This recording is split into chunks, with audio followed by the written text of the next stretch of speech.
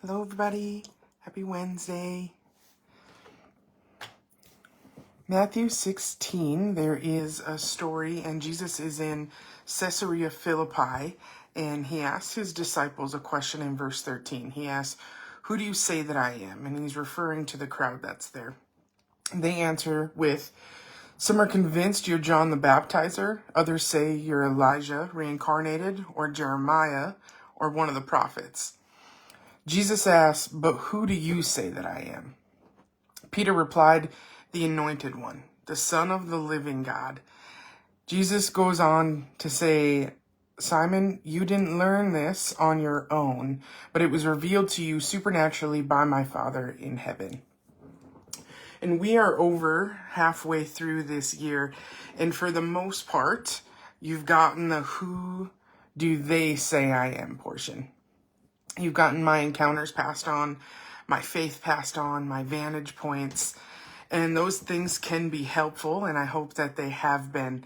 But those things aren't going to get you through the hard moments of your life. My faith is not going to get you through your grief.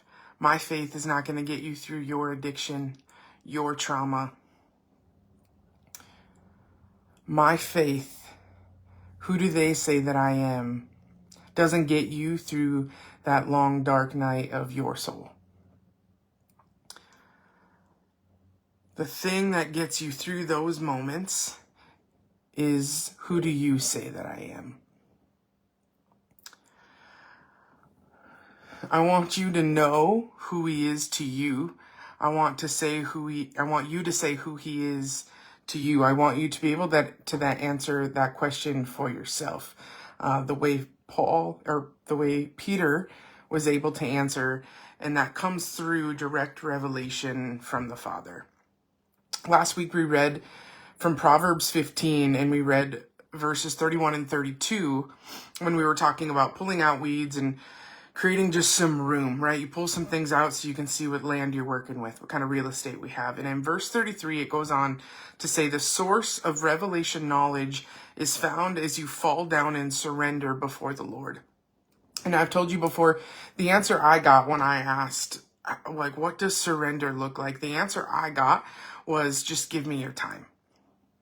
You might get a different answer. You're going to get different answers. Who he is to you is so personal. What it looks like is different for everybody. How he reveals himself to you is going to be different for everybody. But they're all right, and they're all perfect. There are things that the Father wants to reveal to you and to you only, because they're not meant for anybody else. And there are times for corporate words to be shared, and those are just really beautiful, special times. But there's also times that you're going to be the only one hearing what he's telling you. I don't want you to second guess that. I don't want you to try and compare the "who do they say that I am" to the "who do you say that I am," because they're not going to match. They're not going to be the same. And I'm not saying to not ask questions, and I'm not saying that we don't have conversations around what we're feeling and what we're hearing, but I'm just saying it's okay to trust yourself. And if you have a hard time trusting yourself because of past things, really easy place to start is you just lean it against Jesus. Does it look like him? Does it sound like him? Cool. Just go with it. Just try. You are important enough for Jesus to want to give you something only.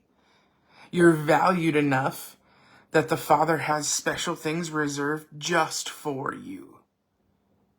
You're valuable. You're worth it.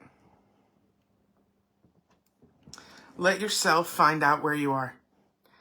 I encourage you to take some time and answer the question, who do you say that I am? Allow the Father to reveal where you're at. Let yourself know where you're at. And don't compare what they say that he is to what you say he is. Because things that only you hear, they're really special, and they're really meant for you. I encourage you to take some time, get answers to those questions. I love you. The Father loves you. You're perfectly loved, and I'm going to see you next week.